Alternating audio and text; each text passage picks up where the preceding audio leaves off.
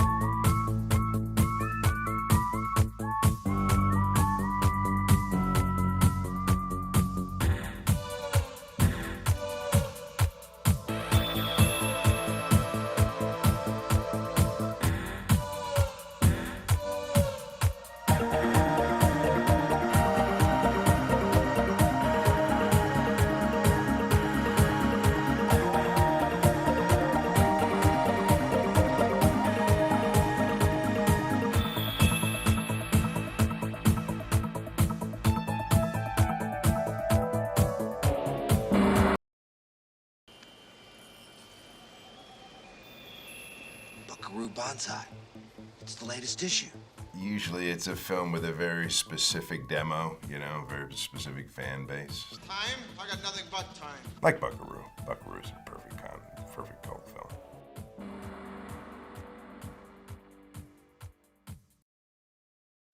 Home. Home is where you wear your hat. I feel so break up. I want to go home.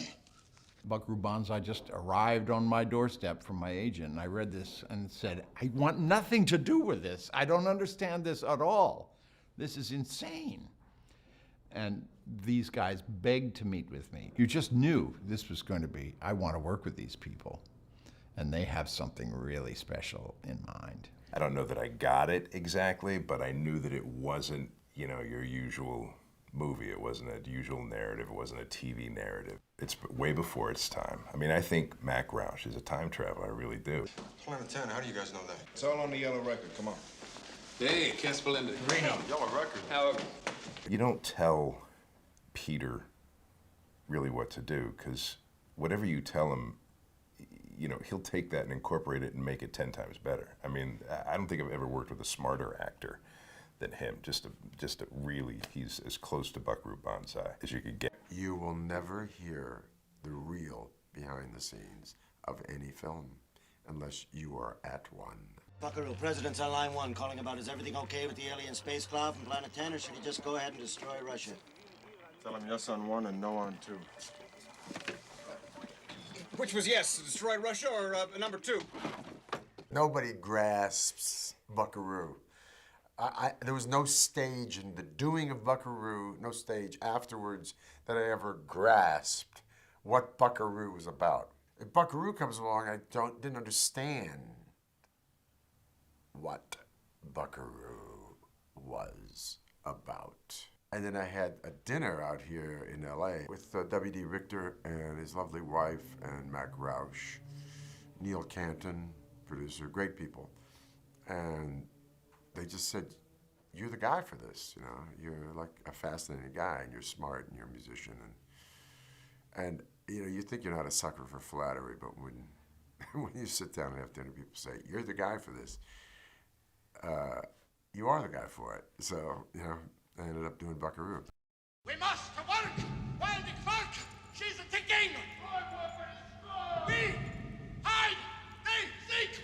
Step to the Black Lectroids. Where are we going? When? Real soon. My accent, which of course, with a mouthful of teeth, fake teeth, I had to really bellow out all my diction with my crazy Italian accent, but I wanted it at least to be an authentic Italian accent. There was this wonderful wardrobe tailor down at MGM Studios, he had tailored my costumes a couple of times before this, I think 2010 or some other movies.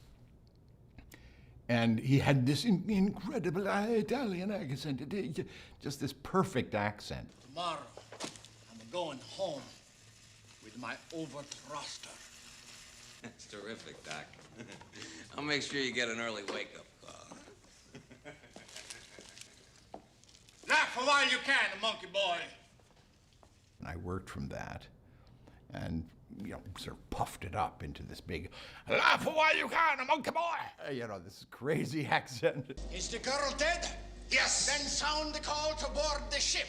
When the film was all done and they were in post-production, I asked them, can you give Roberto a little acknowledgement at the end? And if you see the end credits for Buckaroo Banzai, Mr. Lithgow's dialect coach, Roberto Terminelli, he was a tailor. And I kept getting calls years later from, who was that Terminelli fellow who did your dialect work? I just kind of relished it.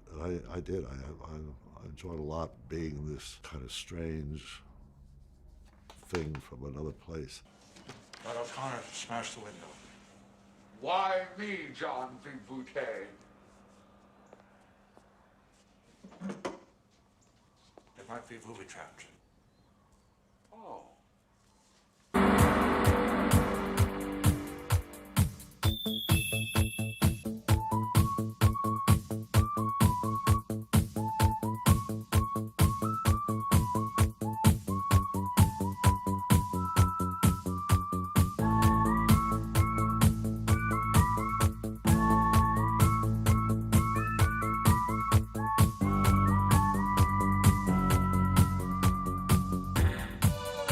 Jeff, you just let run. Jeff is a master class in scene stealing. He would come in with a joke every day or some kind of something every day. And you know, my favorite was when he decided to do the Maha Yaha routine from the Three Stooges, and I would be you know, stroked out curly, and he said, just I'll say Maha, you say Yaha, and then say nonsense words. And so we would do that all day on the set to the point, you know, everybody got tired of us.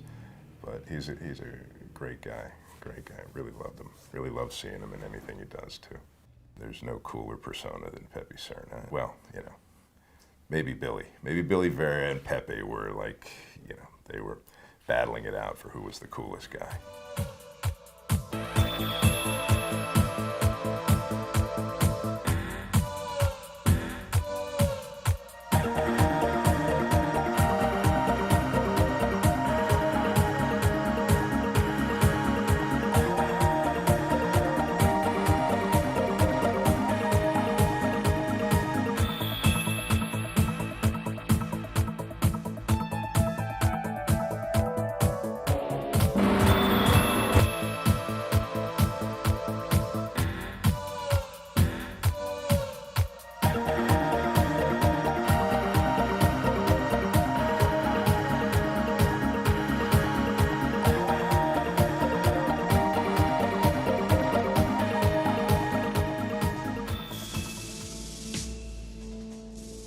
The following unedited footage has been declassified by the Banzai Institute for Biomedical Engineering and Strategic Information. At the age of 5 and already a highly unusual person, Buckaroo Banzai makes a movie of his own tiny feet. Location is the American Southwest, and the year 1954. Young Buckaroo finds himself in the company of an eccentric group of particle physicists headed by maverick Professor Toichi Akita, seen here taking the camera from the precocious child and scooting him over to his parents. Dr. Masada Banzai, preeminent Japanese quantum theorist, and Dr. Sandra Banzai, Texas-born pioneer in negative mass propulsion. Enamored of the great American West, it is Dr. Banzai who insists that his son bear the unlikely given name of Buckaroo, a tribute to his adopted homeland. Thus, the boy celebrates his 5th birthday at a most deceptively peaceful time as the advent of Soviet nuclear capability ushers in a dangerous new phase of the Cold War. Buckaroo seems content to enjoy what all children most require, a pair of loving parents. Electromagnetic particle acceleration. In 1954, a highly unpredictable phenomenon. Professor Akita, encouraged by President Eisenhower, assembles a team of crack scientists at the Texas School of Mines. Their daring objective, to prove that man can indeed pass unharmed through solid matter. Dr. Banzai is joined in the cockpit of his highly theoretical and virtually homemade gravity catapult by the fastest man on Earth, British race car driver George Campbell. But it is not speed alone that will do the job today. This is the secret ingredient, a radically redesigned oscillation overthruster. Buckaroo, understanding little of what his parents are doing, becomes an eyewitness to history. A sudden precipitous rise in cabin pressure signals the beginning of the end. The origins of this mysterious malfunction are later traced to a crude incendiary device planted under Dr. Banzai's seat by none other than the infamous Hanoi Sham.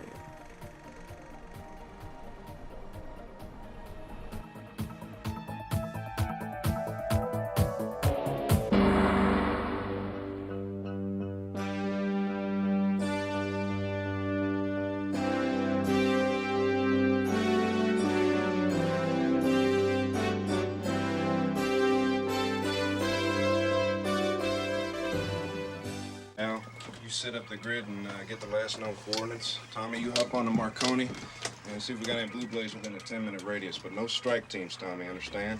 All right, I'm headed downstairs to keep everybody calm.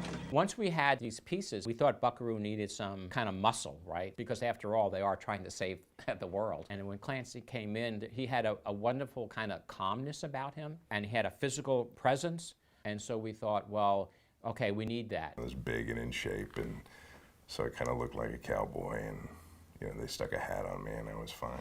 We needed in Rawhide Buckaroo's rock, this a complete anchor to all the madness that Buckaroo was kind of contending with all the time, and that's Clancy. I mean, you were reassured when you were around him. He's, when he's not shooting, he's sitting there reading some very interesting novel. I really loved Clancy. He was just. There was such a warmth about him, handsome dog, and yet you didn't feel any envy towards his handsomeness, and he was just a warm-hearted guy, a big lug, Clancy just has an ease about him, and it's a confident ease. He's not pushing for anything, but he's got so much confidence and power inside what he does. He just has this kind of unique personality that draws you in, where a lot of us are actors that smack you on the face with our performance. Clancy pulls you into him.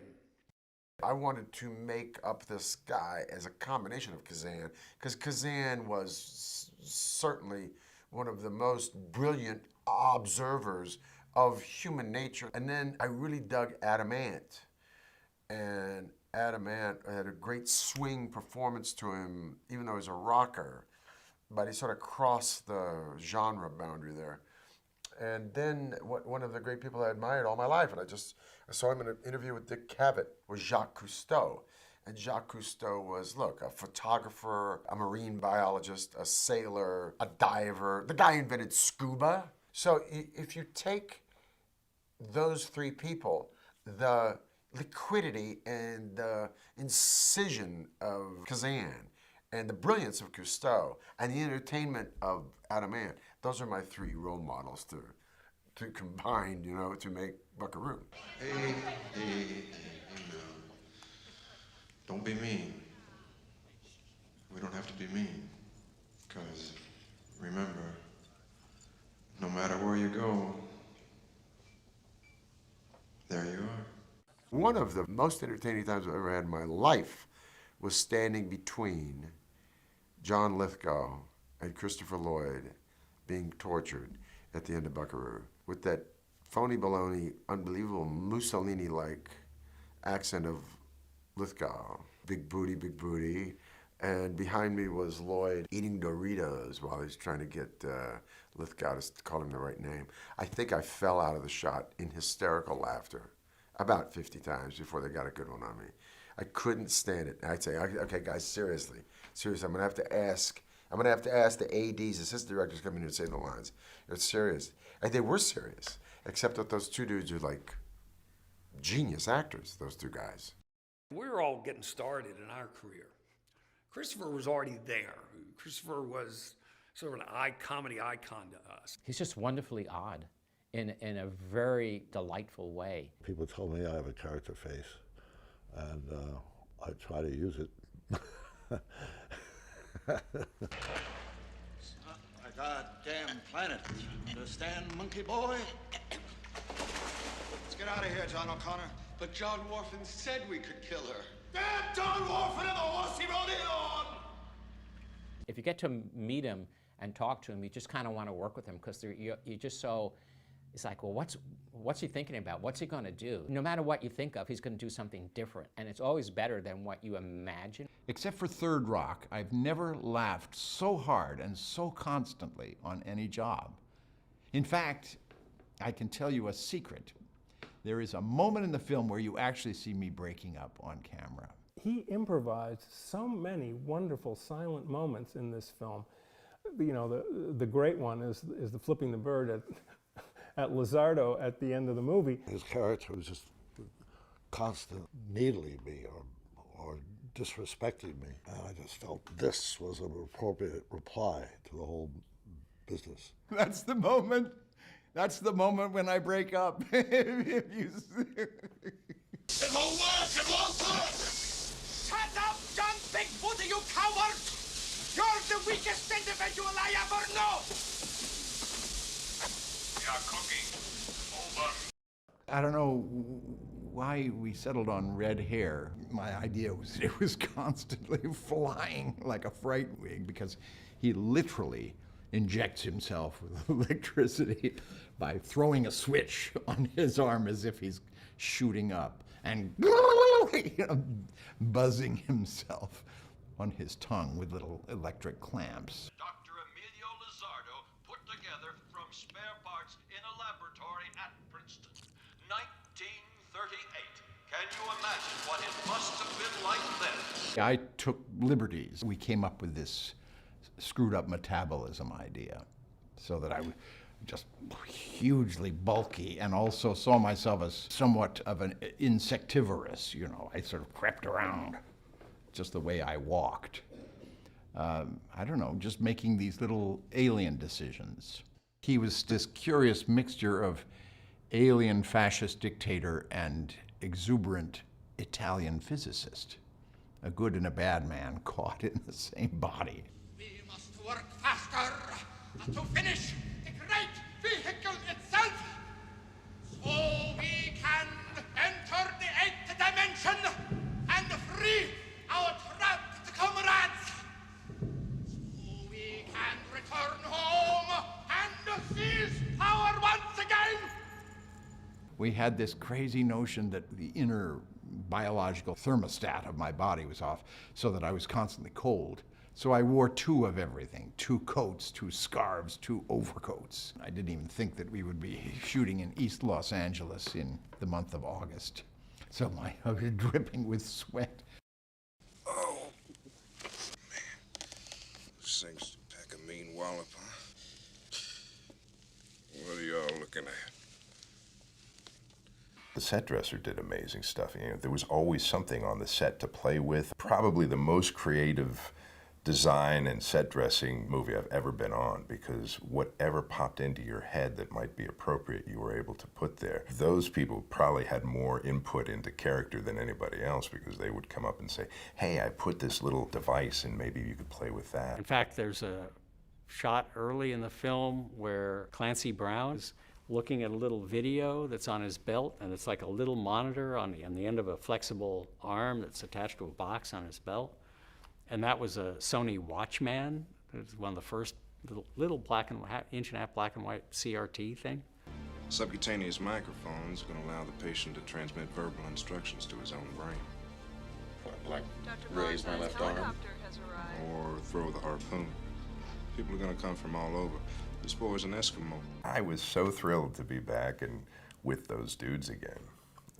It was fun. It didn't last long enough. And it was so strange also because it was at the end of the movie and my character had died, and I'm like, why am I doing this? I mean, I was thrilled I was doing it because maybe it meant that I was going to come back for a sequel. The people that loved it really loved it, and they were champions of it. I think they started, you know, on their own, they started this idea of the Blue Blaze Irregulars, and were handing out, you know, membership cards to that. People who love Buckaroo judge people based on if they love Buckaroo or not. I miss those guys. If there was one time in my life that I could go back to, it would be making that movie. Buckaroo Banzai was giftedly sort of entered into the Lincoln Center archives a few years ago. This sort of dress-up affair at Lincoln Center, a very honorable thing, and Lithgow and I showed up for it.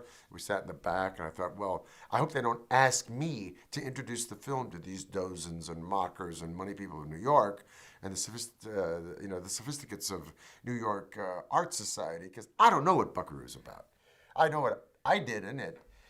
I hope they don't ask me. And all of a sudden, up to the stage steps Kevin Smith, the great Kevin Smith of hockey jersey fame, and a smart dude. And he gave it this 20-minute homage, and one of the most articulate observational introductions on a piece of art for which there's not much explanation. It's like trying to explain Dadaist art, you know? What does that come out of? Does it come out of abstract? Does it come out of Cubism? Does it come out of post-impressionism? Is it a statement of the future? Is it what is it?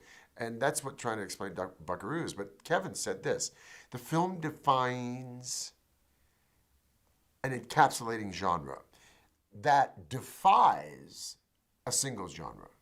So you could say it's an action, adventure, science fiction, comedy, love story, romance, social, historical, collision, informative, farce, documentary, docudrama. I mean, you know, or it's either one of those, any of those, and all of those.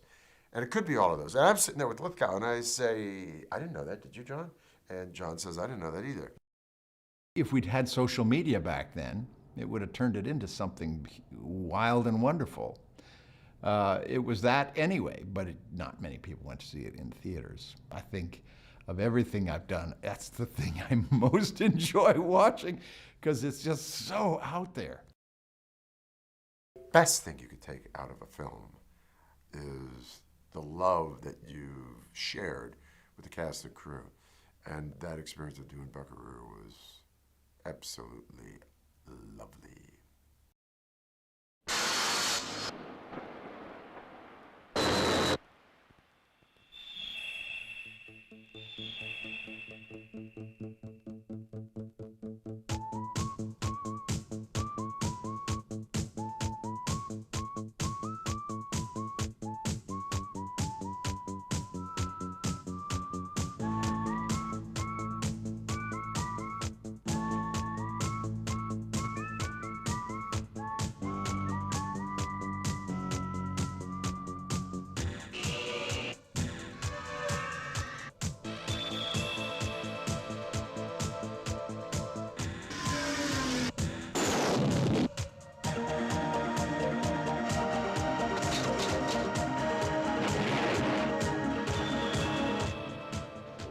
Buckaroo, President's on line 1, calling about is everything okay with the alien space club from Planet 10, or should he just go ahead and destroy Russia? Tell him yes on 1 and no on 2.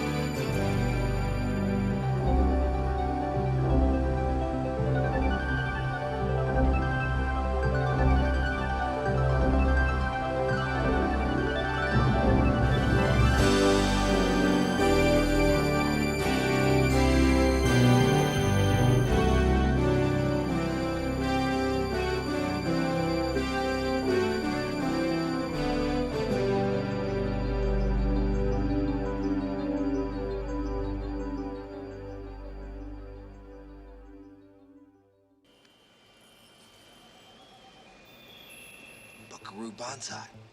It's the latest issue. Which was yes, destroy Russia or number 2?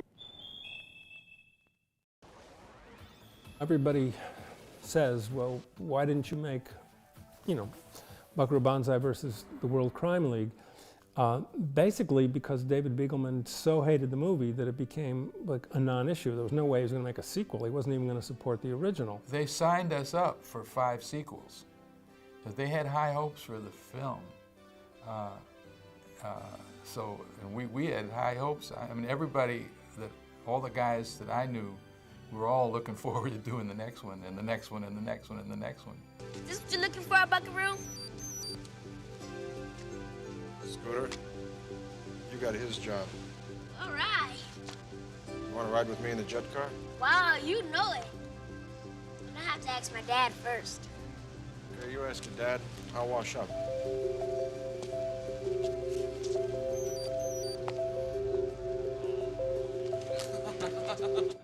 When I think back about it, I'm so glad we persisted. I'm so glad that I didn't let Beagleman shut it down, and that all those people got to do what they did, and here we sit 30-something years later, and it's still making people happy.